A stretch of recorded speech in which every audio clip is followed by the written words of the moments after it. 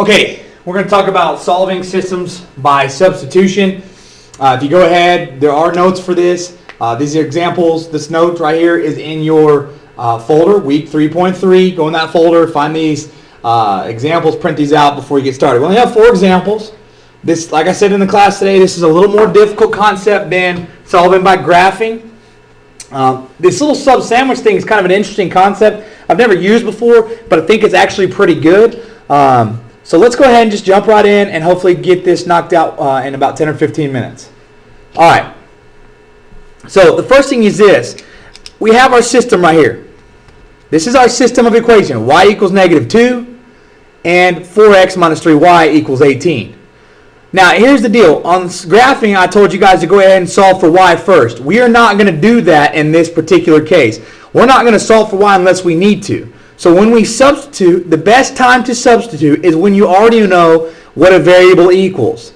Now, in this particular instance, we know that y equals negative 2. Now, please be careful because it is not always going to be that simple to where y equals a number specifically. Sometimes you're going to have a variable which you're going to see in the next couple of examples. Now, this little bread thing doesn't really work very well for this example, but I'm going to go ahead and stick it in here so you can see. What we want to do with our bread is the one that we start with. It's going to be the one that we already know is solved for something. So in this case, we're going to use y equals negative 2.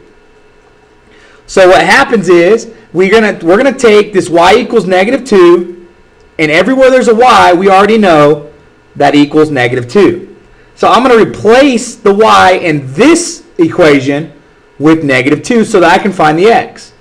Now, if you watch here, I have 4x minus 3y equals 18. Like I said here, I'm going to replace the y with negative 2. Again, I said replace, not put it in front of the y. So what that means is I'm going to have 4x minus 3 times negative 2 equals 18. Notice the y is now gone. I still see a lot of you guys when you substitute in for variables, you guys leave that variable there. No, that y is now negative 2. It is gone. Now I can easily solve for x. So I have 4x plus 6, because negative 3 times negative 2 is a positive 6, equals 18. Now I'm going to solve for x. I'm going to subtract 6 from both sides. It's going to leave me with 4x equals 12. This is why solving equations has been so important for us to understand how to do this. Divide both sides by 4. X equals 3. Now normally I'd come back in here and I'd go back to the first equation which I started with, which is y equals negative 2. But the good thing is I've already got a y value. So I'm done. I know what x is exactly. I know what y is exactly. So my solution is 3, negative 2. And that's it. I could go back and check my answer if I need to by plugging these both into this equation to make sure it balances. For example, I could plug in 4 times 3 minus 3 times negative 2 and see if it balances. 4 times 3 is 12. Negative 3 times negative 2 is a positive 6 equals 18. 12 plus 6 is 18. 18 equals 18. It works. That point is on this line. And because I know y equals negative 2 is going to cover all my negative 2's on my y-axis, I know that this point is also on that line. Now, I know I said in class today that you could watch the first 5 minutes of the last video and be good to go. You need to keep watching this one. Watch all 4 examples. Okay? All right, let's go ahead and go to example 2. I'll leave that one up there just so that way we can kind of revert back to if we need to. Okay, example 2. Again, this is my system. The key here is use, especially if you already know what a specific variable equals. This is a method that you want to use when you already know what a specific variable equals. That doesn't necessarily mean I know that it equals a specific number. It just knows that I have x solved already, or y already solved, or whatever variable you're using. For example, right here, I know what x is. Now, x is not a number like 12 or 15 or whatever, but x equals 3y. So this is going to be my bread. I already know what it equals, so I'm going to stick it here. X equals 3y.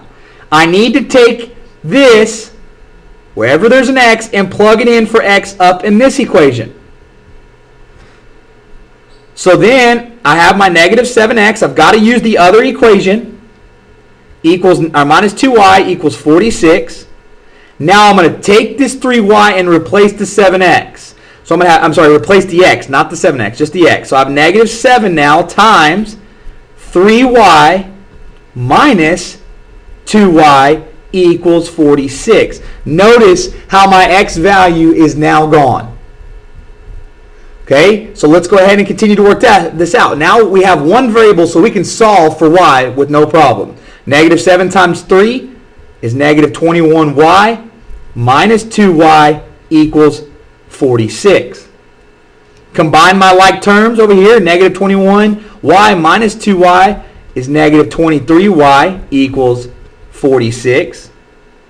Divide by negative 23 on both sides. It's going to cancel this out. It's going to leave me with y equals negative 2. So I found half of my solution. One half of my solution is negative 2. I need to find the other half, which is exactly what x is. I know x, but I don't know exactly what x is. So the reason we call this the bread is because this is the top part and here's the bottom part. We have to start with this and finish with this. So I'm going to go back to this equation, x equals 3y. And now everywhere I see a y, I can plug this in for y. So instead of x equals 3y, I'm going to have x equals 3 times negative 2.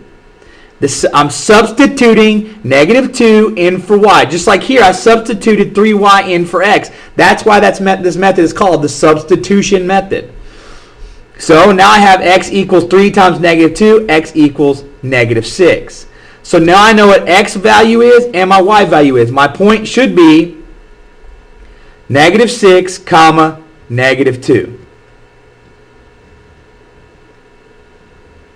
This is better in a lot of cases than trying to solve both of these for y and then graph. Instead, I already have this set up for me so I could plug that in. Okay? If I work this out, I could check it in both my equations. I could say, okay, I have negative 6 equals 3 times negative 2. Negative 6 equals negative 6. That works in that equation. It's got to work in this equation too, so let's check it out. Negative 7 times, we said my x value is negative 6, minus 2 times negative 2 equals 46. Negative 7 times negative 6 is 42. Negative 2 times negative 2 is a positive 4 equals 46. 46 equals 46. So it does work in both. This is my solution. All I'm doing is taking from the beginning what I knew x to be, substituting it in here. Solving for the variable, because now I have a single variable. When I substitute, I eliminate one of the variables. I want to be able to do that so that I can solve for that single variable like I know how to do. Now I figured out what y equals. Now I've got to plug it back into the original equation and solve for x. I'm telling you guys, those of you who have not taken the time to work real hard on solving equations, this is where it's going to get you right now. We're doing a lot of solving equations. All right, let's look at example 3.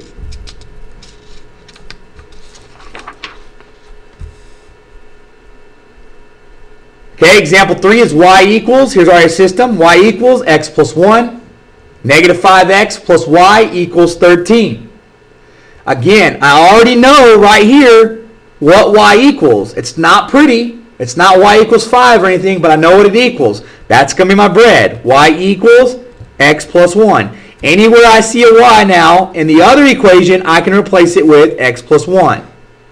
So my meat, then I'm going to use the other equation, which is negative 5x plus y equals 13. I'm going to rewrite this now with what I know y to be, which is x plus 1. So now instead of y, I'm going to put negative 5x. Instead of y, I'm going to put plus x plus 1 equals 13. I'm down to one variable. My y has disappeared. I'm down to only x's. Now I'm going to solve for x. First thing I want to do is combine my like terms right here. Negative 5 plus a positive 1 is negative 4x. Bring down your positive 1 equals 13. Solve for x. Subtract 1 from both sides. That leaves you with negative 4x equals 12. Divide both sides by negative 4. X equals 12 divided by negative 4 is negative 3. So I found half of my solution. So now I got to go and take this back to the original bread. Y equals x plus 1. And I need to solve this using this equation, this answer, so that I can actually get an exact value for y. This is not an exact value for y until I have that 3 in there. So instead of y equals x plus 1, I'm going to have y equals negative 3 plus 1. Y equals negative 3 plus 1 is negative 2.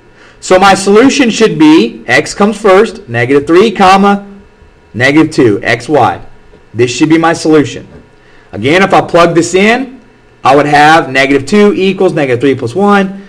Negative 2 equals negative 2. That would work. Here, if I plugged it in, I have negative 5 times negative 3, which is 15, plus negative 2, or minus 2. 15 minus 2 is 13. That works.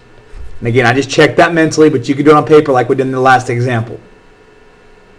Again, this is substitution. It's really not hard if you understand it, but those of you who struggle to solve equations, this is going to get you, I'm telling you. All right, last example. Here's my system of equations. Okay, again, I already know what the x value is. Again, it's not pretty. It's x equals negative 3y plus 3, but I already have x isolated by itself. That's what I want in order to solve a substitution. So that's my bread, the one that's already isolated. X equals negative 3y plus 3. Go to the meat. Negative 7x plus 8y equals negative 5. Instead of writing x now, I'm going to write this value here because I know what x is, and that's going to eliminate my x. So I'm going to have negative 7 times negative 3y plus 3, because that's what x value is from this, plus 8y equals negative 5. Okay, I have one variable. If you have more than one variable at this point, you're wrong. You're wrong. Got to go back and fix something. Go back and distribute. Negative 7 times negative 3 is 21y. Negative 7 times positive 3 is negative 21 plus 8y equals negative 5. Combine like terms. That's this y value here and this positive 8y value here. That's going to be 29y minus 21 equals negative 5. Solve for y. Add 21 to both sides.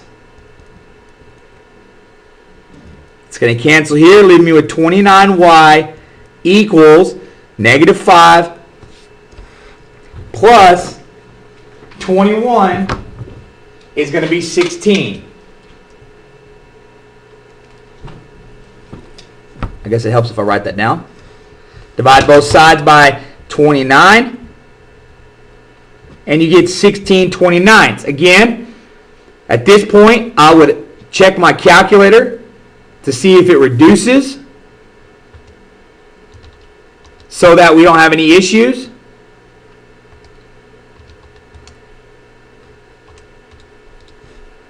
And it does not reduce. So y equals 16 29ths. Okay, that's not the best answer that we want to have, but it's our answer. I'm going to go back to the bread, which is x equals negative 3y plus 3.